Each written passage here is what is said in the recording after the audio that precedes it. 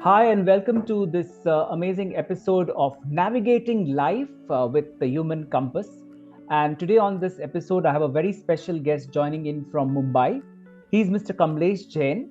Mr. Jain is the founder of this institute called the Attention Institute. Now, this name itself gathers a lot of attention, and we're going to talk about this name and the institute itself with Mr. Jain.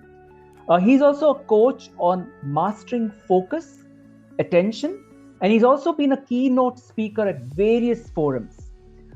He brings what he brings to the table is loads, and immense experience from some wonderful banking space that he's been associated with the likes of Goldman Sachs, Nomura, Citibank, World Bank, Accenture, and even Lehman Brothers. So let's welcome our guest on this podcast, Mr. Thanks, Kamlesh Jain. Santosh. Hi, Thanks, Kamlesh, and welcome to the podcast. Thanks a lot, Santosh. Thanks for inviting me on this. Appreciate your time and effort. Most welcome. I'm sure you will be happy introduce. I mean, me addressing you as Kamlesh instead Yeah, of the formal Mr. Jain. yeah. So Mr. Jain sounds too old. I'm not retired yet, so that's okay. no, absolutely. So Kamlesh, the name of your institute, the Attention Institute itself, as I mentioned, grabs attention immediately. I have to be very honest with you. I haven't ever come with an institute of this name, and I'm sure there is Yeah. a reason or a rationale behind why you have this institute. Maybe let's kickstart with that. Why the word Attention Institute? Yeah, so Santosh, I'll give you a background on this. And by the way, attention is a topic that everybody in the world talks about. And there's a lot of research which says that our human attention span has gone worse than goldfish now. Yeah, And there are a lot of people who are talking about the fact that attention deficit is like a common syndrome with most people. yeah, So about 2012 is when I left my corporate job to start my training company. And originally I was a banking trainer. I used Yeah. to teach people products and banking. Yeah. About 2-3 years in the process, one of the banking customers of mine came to me and said, Kamlesh, on our floor, we are doing a lot of mistakes. Is there a way to solve it? So they were doing operations and they were making mistakes in their operations. And in the banking or any other world, if you make mistakes, there's a lot of consequences to it. Yeah. So then I started studying the floor, understanding what they do, understanding what happens with the human brain. And then I realized, you know what the problem is? Attention. People are not paying attention, although you think you are. So then I created this training program, rebranded my organization into Attention Institute. I never thought this will be such a big deal, to be honest. I thought this was a one small thing that happened, but coincidentally it turned out to be a big deal. And now attention is like a virtual problem for everybody in the world. Yeah. And people are trying to figure out how do you solve this. Yeah. So I teach people how to pay attention. Yeah. And the idea is very simple. Don't live a complicated life. Live a simple, sorted out life. Yeah. But for that, you'll have to get this focus and attention back. So that's what I teach. Absolutely interesting, Kamlesh. And you brought a very good point, right? Where, especially in operation area, where you deal with foreign currency, you deal with general transactions, day-to-day banking, insurance, whatever, finance transactions, scope for error possible. And then we say, oh, it was a human error. Now, this element of human error is very tricky, right? It could be a real accident to a business banking transaction. The human error, and I'm sure in today's organization, right, there is always the social media, somebody busy on the WhatsApp, somebody busy watching something on the YouTube. And this human error, it's definitely a possibly true because of this human error. What kind of experiences have you come when your clients talk to you? What are the challenges clients face on the ground? Maybe if you could share a few.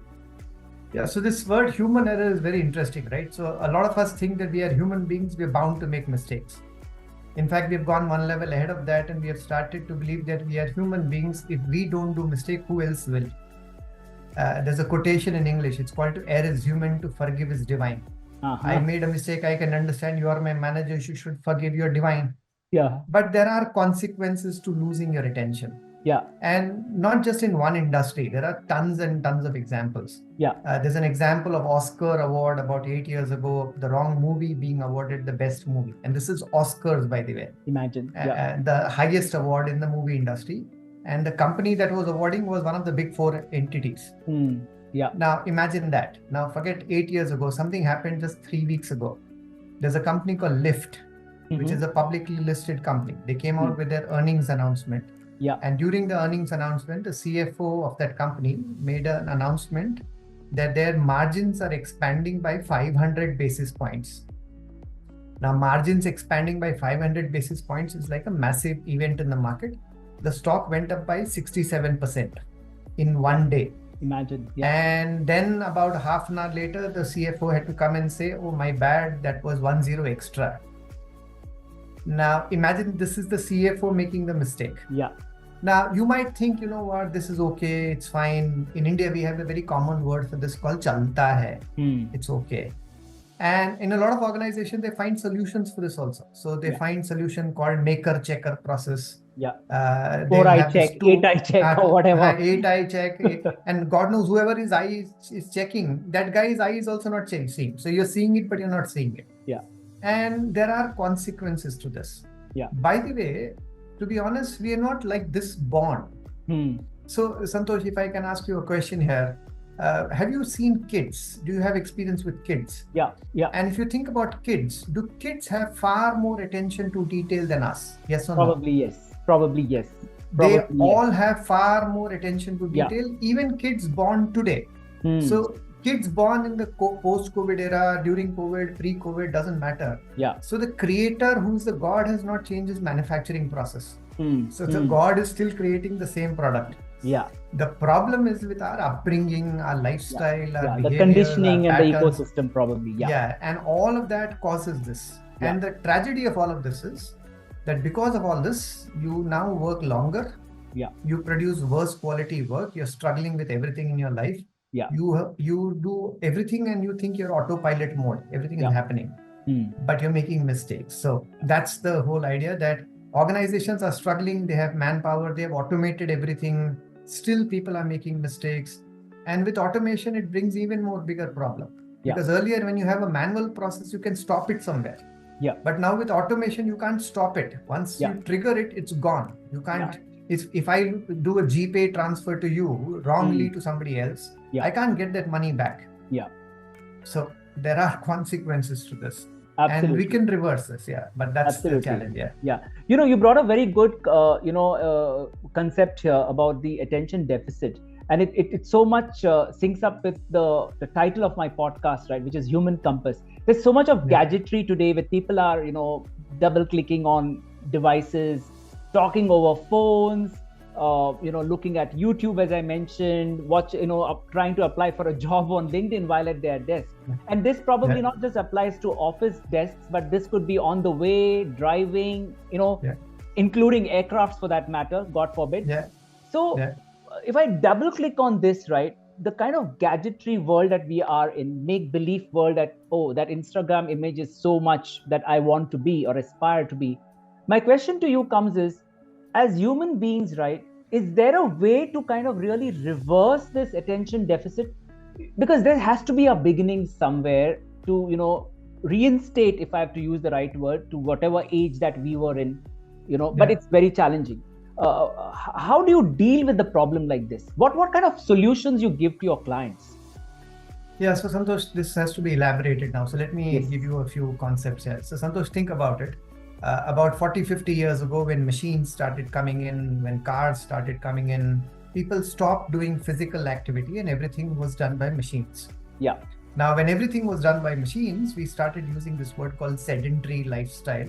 And because of sedentary lifestyle, we had a lot of physical ailments in our system. Yeah. So we started getting blood pressure, diabetes, backbone, God knows what all injuries and all that. Yeah. And that was because of the lifestyle that we had. Now, can you reverse this? Can you go back to our olden days? Probably not. But what do you need to do? You probably have to work on your physical body now. So you have to go to gym, you have to do walking, you have to do yoga. Our grandparents never had to do yoga. Our grandparents never counted 10,000 steps a day. Yeah. For them, 20,000 steps was natural. For us, we have to count whether we have done it or not. Yeah. Because our normal lifestyle has removed it thanks to the machines that we have got. Yeah. And it's not just about counting, Kamlesh. Sorry to step in here. It's also about showcasing to the world on Facebook or Instagram that I did that. That's the claim to fame. Yeah, you have to show it to the world that you know what, I did that. And our grandparents were like, oh, Baba, ये तो रोज करते हैं ना, इसमें क्या बड़ा बात है? Correct. Now, because of that, you now have to do physical activity. The same is exactly happening with technology now. So when I started this in 2012, 14, around that period, attention was not a big deal and technology was still manageable. Yeah. Facebook and Instagram was not penetrating our life. Yeah. When we used to go to even the browser and the internet, it was always about pulling information. So I'll go and search what I want to search and I'll get it. Yeah. But that somewhere in the process, these technology firms figured out a very nice way of pushing, not pulling. Yeah. So they now feed you what they think you should be watching. Yeah. So for example, in India, I'm sure you must have heard this. There was this very nice song that got famous, not a song, but so beautiful, so elegant, just looking like a wow. And the entire country was doing this. Yeah. Now, does it add any value to you? No. Is it entertainment? Yeah, probably. But the fact that you keep on doing this again and again and again, you lose your mental ability. Like you lost your physical ability, you've lost your mental ability now. Yeah. So can we go back to Nokia 3310? Probably not. Can we go back to landlines? Probably not. So what do we need to do? Now we need to reverse this. Yeah. We need to work on the aspects of reversing it. So that's the background on, can we reverse it or not? Yes, you can't reverse the trend, but you can build certain habits in your life. Now, you give me a very interesting example of somebody working, somebody sending a ping in the meanwhile, somebody having food. So one of the things that has happened in the world today is people think that being busy and looking busy is a sexy thing to do. Like everybody wants to look busy. Yeah. So when I go to corporate training programs, sometimes I see in the cafeteria, people carry their laptops on the lunch table. Yeah. Yeah. And they're having lunch and they're having their laptop also going on, as if the manager is watching them and based on that, the performance appraisal is going to happen. Yeah. But people do that. Yeah. And a phone. And a phone as well. Yeah. And maybe a cup of coffee. And a cup of coffee. God knows what all people are doing. You don't need to be like this. But people have started doing this. And people, because you do the same thing over and over again, you think this is how life is. Yeah. And you think multitasking is a way of life. You think doing 6 things together is a way of life. And the result of that is everybody that I see is busy, but very few people actually productive. Yeah. Being busy is a very different ball game. Being productive is a very different ball game. If you are productive, great. You don't have to work 70 hours a week like Narayan Murthy says. You can produce 70 hours of output by working 50 hours. But if you're not productive and only busy, you can work 100 hours a week, still not give 70 hours of output. Yeah. So it's about how do you reverse it? How do you practice certain things? We do a lot of techniques. I'll talk about the techniques as we get into this, but so we need to find antidotes for a lot of these things that have happened in our life. Yeah, and subconsciously, I'm sure there's a lot of stress that is created, right? With the kind of world we are living in today. We probably don't notice that, but subconsciously that's happening. Yeah. So I want to sorry, carry on. Yeah, so I think I'll talk about the stress word. It's a very common word. If you search on Google, what is the most commonly searched word these days? Stress will be on top 10 items probably. Yeah. Where does stress come from, right? Where is this thing called stress? Yeah. Now, stress is not something that God has gifted you. You have learned how to create it. And stress gets created when you do something unnatural. So for simple example, Santosh, let's say if I ask you this, Santosh, imagine you're taking your bath in your washroom. And while you're taking your bath, you're not enjoying your shower. You're thinking about when will you get to the breakfast table. Yeah. You get to the breakfast table, but you're not enjoying your breakfast. You're thinking about when will you log into your computer system. Yeah. You log into your system, but you're not enjoying your work. You're thinking about when will you attend the 11 o'clock meeting that is scheduled. Yeah, वो आगे की सोच mentality. So now the problem is when you are here, you're not here, you're there. Yeah. And when you are there, you're not there, you are there. Yeah. And when you are there, you're not there, you are there. God only knows where we are. And this is unnatural to us. Yeah. But we have trained ourselves to do this. Now, anything that you do unnatural will cause stress. It's like a simple physics thing, right? If you do something which is unnatural, it will cause stress, it will cause friction. That is what most people are struggling today with. Yeah. So just being in the moment, learning how to stay present. Yeah. In fact, there was a very interesting book written by a guy called Cal Newport in 2017, 2018. That book got released, which brought this topic a little bit more into the mainstream, and where he talks about that how do we go deep into whatever we do instead of being just shallow. Yeah. So that's the answer to that question on stress. Yeah. So Kamlesh, let's come back to the solutions part of it, right? Because we have a lot of parents listening into this podcast, students, young professionals who are coming across these issues day in, day out. So the question from their side is, okay, fine, we accept there is this problem with me. I am also the aage ki soch kind of mentality. How do I come to a solution? How do I take 1 or 2 steps back? What kind of solution would you give to somebody like, one of these? Yeah, so Santosh, I've been doing this program for a lot of corporate professionals. And I've been doing this across levels, right? The more senior you are, the more attention you need. Yeah. So across levels, we do this. Yeah. But somewhere in the process, a lot of these students who participated in my sessions said, Kamlesh sir, can we teach this to our kids? And then I started experimenting with school students. So students who are writing their 9th standard, 10th standard exams. Yeah. And I was like, you know what, can you write your exam without making mistakes? And can you study lesser and get better marks? Can you do that? Yeah. I've been doing this for 7 years now. It's a lot of school students, and it works miraculously for all of them. It works brilliantly for all of them.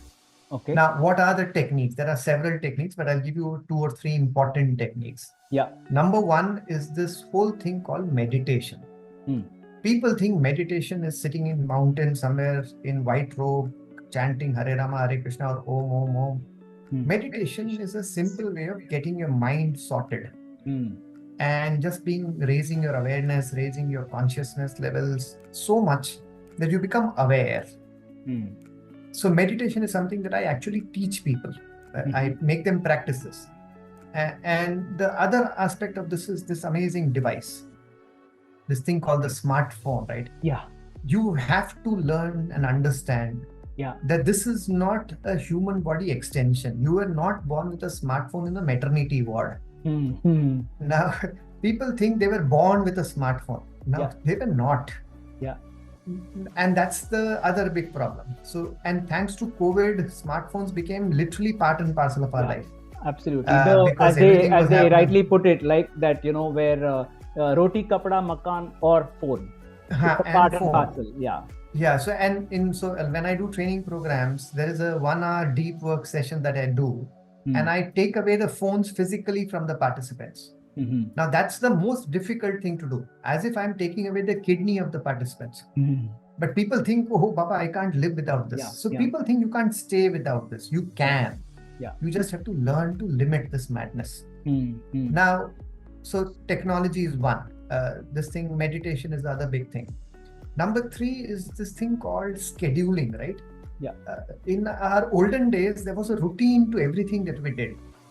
There was a biological clock that we used to maintain.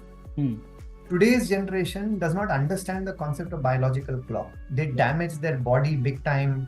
They sleep whenever they want. They eat whenever they want. They do whatever they want whenever they want. And then there is this very interesting word that everybody uses called dopamine. So it's a very common, probably nobody knows what dopamine is, how is it created, but everybody talks about dopamine. And you get a dopamine by just getting a like. So you write an Instagram article and then you're waiting for a like to come from there. And if you don't get a like, you get depressed. Yeah. And if you do get like, your friend does not like, you call that friend ki baba like kyun nahi kiya abhi tak.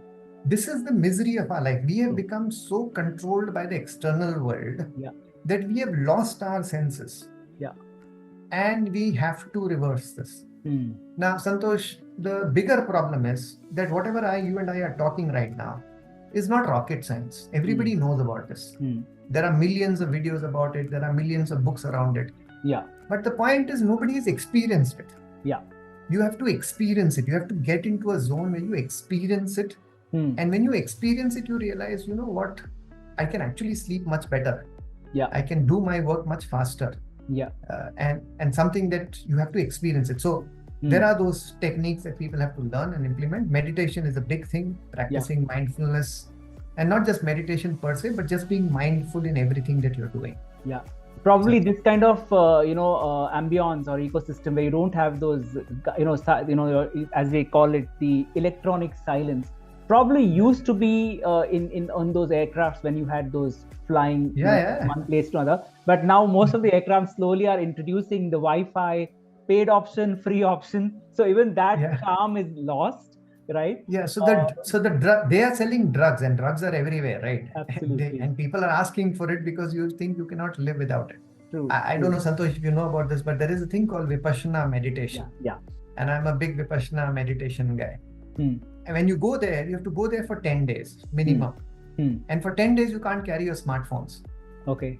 Wow. So for 10 days, you have to just disconnect yourself. And when I say not carry smartphones, you can't talk to anyone, you can't read anything, you can't write anything, you can't look eye into eye anybody. And when you do that, you realize what your real strength is, what you're made of, what you're capable of. Kahin hum log bhool gaye hain, and we have to get it back. Let's move to a different topic, Kamlesh. And the topic that I want to discuss with you is about, I did read about meta skills. We've been talking about soft skills, we've talked about domain skills. So what exactly is meta skills, if you could share your views? So Santosh, the idea behind calling meta skills is very simple. So again, as I said earlier, right? Children are born with attention. We lose it over a period of time. Children are born happy. But for adults, we have to teach them what is happiness. So when I say meta skills which are inborn in you, they were there inside you. But because of your lifestyle that you have been living for the last whatever period you have been living, you have forgotten it. And it's lost. And if that is lost, everything else that you do after that is a useless thing to do. So Santosh, simple example is, let's say, for example, I say to a client that, are you paying attention? Most clients will come to me and say, what is this training program? We have never heard about it. And I'm like, okay, wait, you are doing other training programs. If your participants are not paying attention in all those training programs, if you do this training program, your attention levels will go higher and all your ROI from all the other training programs goes higher. So meta skill is that, something which is innate in you, something which is inbuilt in you. I give a very simple example. Let's see if I can give that example here. Santosh, in our olden days, in our homes in India, wherever you live, did you have a well for your water supply or not? So in the olden days, we used to have wells. Today, we have water tanks. Correct. There's a difference between a well and a water tank. In a well, you remove the sand and the stone from the ground, and water is there already. You just remove the sand and the stone and you build a wall around it, and water is there, perennial, it's always there. In a tank, you bring steel, cement, sand from outside. You create a tank, you bring water also from outside. And by the way, in a tank, if you retain the water there for 5-10 days, it will stink. In a well, the water never stinks. It always remains fresh. Meta skills is like a well. It's there in you. It's just that you have forgotten it. And then we are doing deep so down many there. training programs. It's deep down It's there. deep down there, but you have forgotten it. Correct. And the world that we're living in, we think training is like water tank. Bring water from outside, give certification, give coaching classes, give this program, that program, and you have to keep on feeding you. So that's what meta skill is. It's innate in you, inborn in you. You just have to unearth it, experience it. I'm sure that it's a pretty challenging thing for you when you have the training sessions, and I want to really listen from you some of your experience, because normally when you send staff for training sessions, for the staff, that's like a day off, technically. First of all, I'm sure your clients say, chalo by Saturday, Sunday ko kar lo, because Monday to Friday, my staff are busy. And let's say they agree for a Monday to Friday or even a Saturday. I'm sure those phones, luckily for you, at least you may be telling them the phones have to be switched off or literally taken away from them. But what happens if they're on weekdays, right?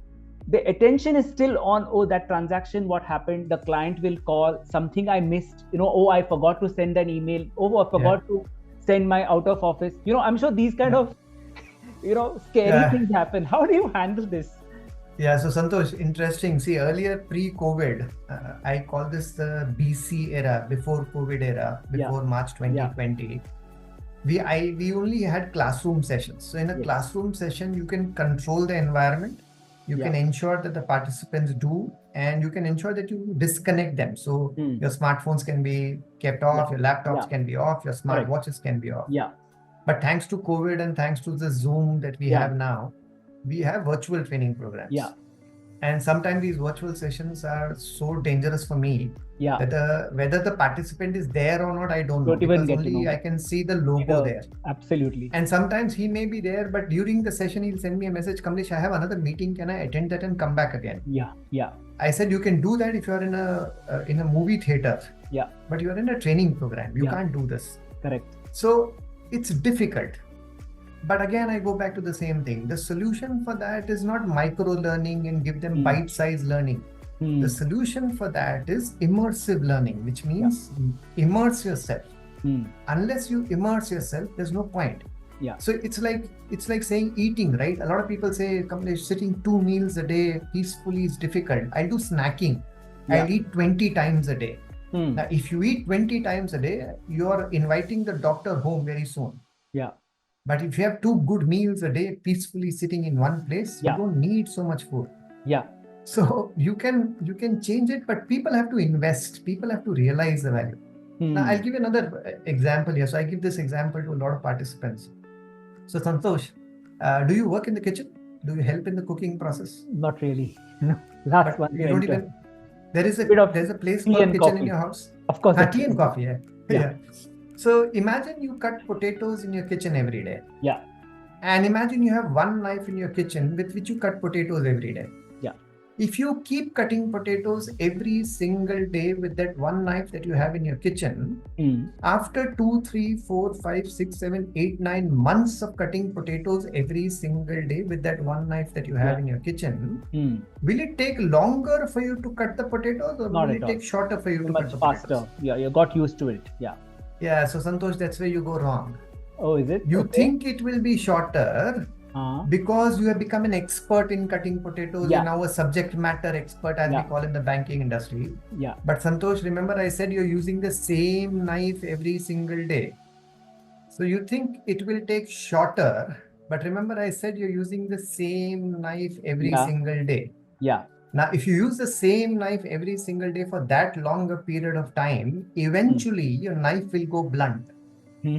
Okay. And those who work in the kitchen know this very well, that they'll either buy a new knife or they'll sharpen the old knife. Now, in the kitchen, we understand this, but we don't understand this about our brain.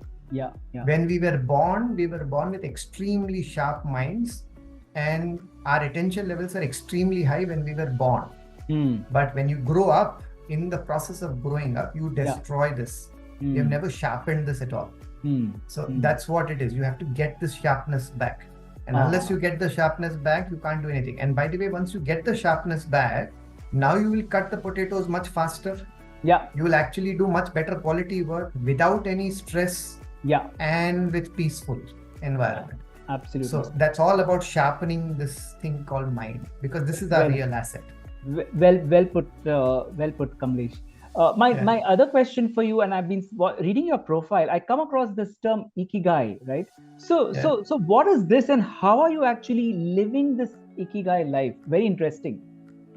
Yeah, so Ikigai is actually a very interesting book that got released a few years ago. And it became popular as a term only because of that book. Okay.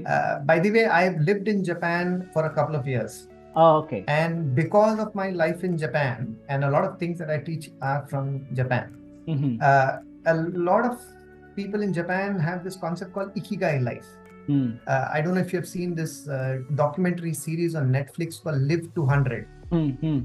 And it talks about people where they live longer, cities and towns where people live for more than 100 years. Highest number of centenarians live. Okay. And the word Ikigai comes from there. Now, what is Ikigai? Okay. It's very simple. Living a life of purpose. Living a life where you wake up every day and saying, you know what, I'm ready to do something. There is a reason for your existence. There's a reason for your being. So when I left the high-flying investment banking job in 2011, a lot of people were shocked saying, hey, Kamlesh, why is this guy leaving such a high-flying job, and who leaves Goldman Sachs or Lehman Brothers and all that? But I left because there was a purpose in my life, which is teaching. I love teaching. Wonderful. Yeah. And now my purpose has become, how do you reverse this attention deficit? Yeah. And how to make people live happier and live longer. Just be happy. Yeah. So this is what I call my Ikigai life. So now I don't have weekends. I don't have a concept called weekdays and weekends. I can work 18 hours a day. I don't get tired at all. Yeah. And I enjoy what I do. So if today God was to call me back, passion, Ikigai, purpose. Yeah. And today God was to call me, I'm like, okay, I'm done. I've done everything that I wanted to do in my life. And that is why I call this Ikigai life. Wonderful. Wonderful. Before we leave, before I let you go, I'm going to ask you a question, which probably is going to be very easy to answer for you, given your tons of experience, and now even with the Attention Institute. But it's going to be very challenging for you to convey to that audience. Okay. Yeah. So I want you to prepare you for that. What would be your simple, straightforward message based on all your experience for the Gen Zs or the Zen Alphas, as we call it? How do you convince them, ki boss, beyond social media, beyond a Netflix, beyond an Instagram, there is a life, and how do I, live one? Yeah, so Santosh, there is a very interesting movie that got released on Netflix a few weeks ago, a few months ago, called Ho Gaye Hum Kahan. And it's a beautiful movie to watch. And it's a movie on Gen Zs, exactly the Gen Zs or Zen Alphas, as you call it.